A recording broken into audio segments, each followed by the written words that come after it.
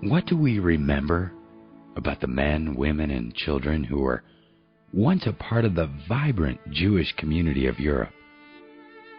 Can we remember them as they were before the catastrophe, when their lives were whole? Or is it only the images of empty, suffering eyes and mounds of emaciated bodies that remain etched in our memory? Can we remember them another way, when their lives were filled with the joys and sorrows, hopes and disappointments of everyday existence?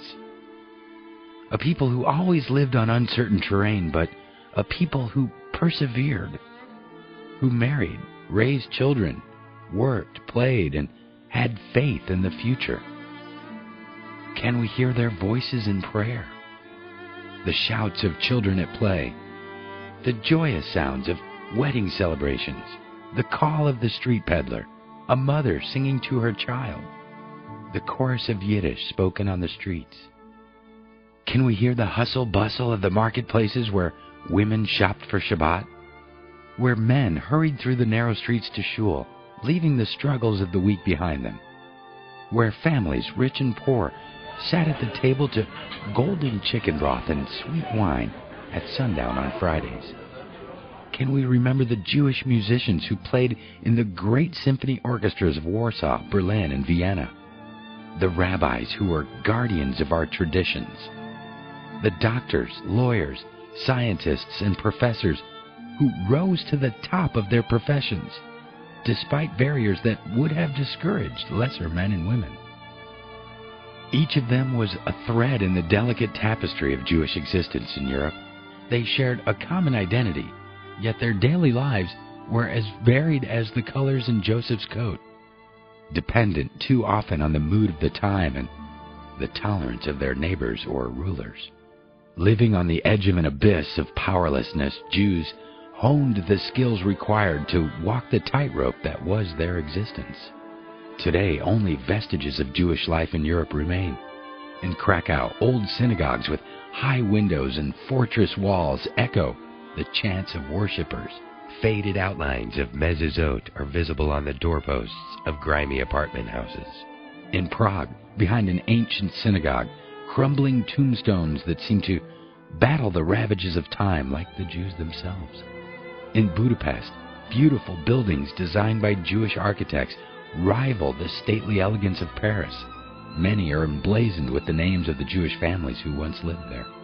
On a narrow street in Vilna, a yellow building that once housed the largest collection of Jewish books and scholarly papers in the world is a reminder that the city was once called the Jerusalem of Europe.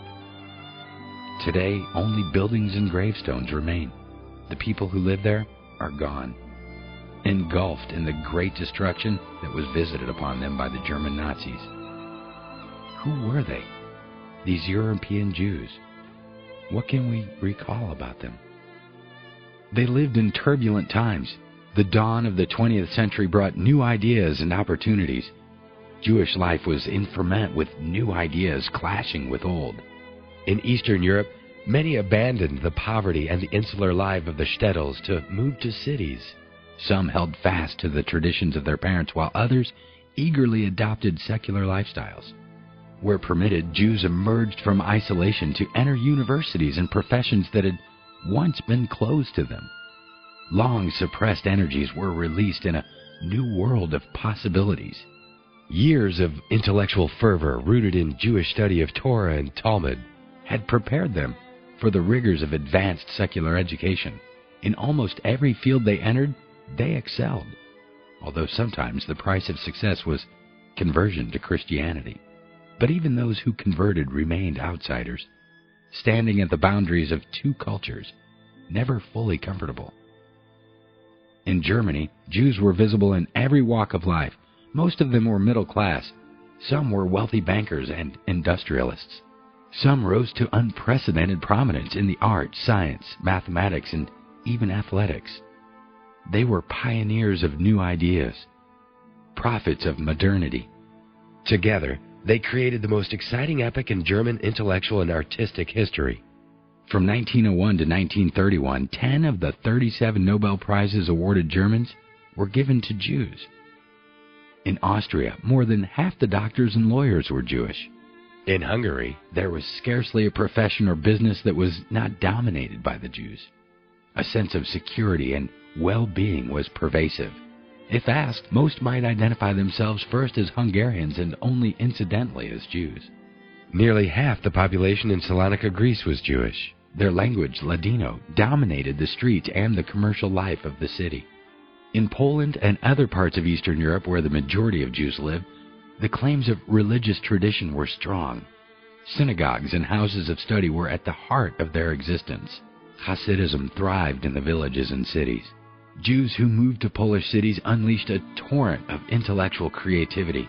There were 116 Jewish periodicals, mostly in Yiddish, but also in Hebrew and Polish. Jewish professionals flourished. 56% of the doctors, 43% of the lawyers, and 22% of the journalists were Jews. In Vilna, hundreds of culture clubs were formed where Jews gathered for lectures. Jewish theaters were popular and grand operas were performed in Yiddish. Brilliant scholars met to study religion and philosophy. Everywhere, life was filled with intensity. There were family picnics, concerts, dances, glee clubs, bands, competitive athletic clubs, and numerous religious organizations. Political groups attracted idealistic members. Dedicated young Zionists learned to work the land in preparation for settlement in a Jewish state. Jewish children participated in youth groups. Some attended public schools as equals in modern society, while others went to Jewish schools. An increasing number entered universities to prepare for a world that seemed to await their talents. But that world was about to crumble. A storm was gathering in the turmoil that followed the end of World War I. Seeds of radicalism began to take root. A fiery nationalism swept through Europe, and within it, a new and deadly strain of anti-Semitism emerged. For Jews, rich and poor, young and old, religious and secular, the universe of dreams and hopes was about to come to an abrupt and tragic end. The transition to darkness was swift, and when it happened, nothing stood in the way of destruction. Entire communities were swallowed up in a convulsion of hatred and envy.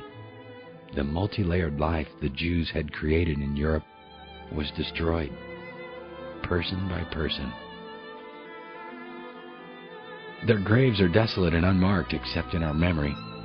Only tears and silence remain, and the need to bear witness, to testify to the world that they are not forgotten, and to imagine what might have been.